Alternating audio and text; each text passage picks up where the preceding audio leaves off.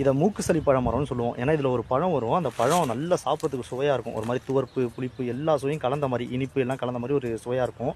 அந்த பழத்தை பிதுக்குனா அந்த கொட்டையை சுற்றி பிசு பிசுன்னு ஒரு திரவம்.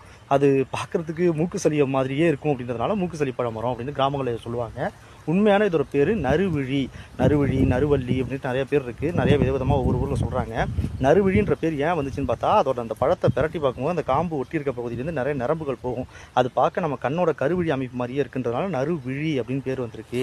அது காலப்போக்கில் நறுவிழி அப்படின்ட்டு மாறிடுச்சு அப்படின்னு சொல்கிறாங்க.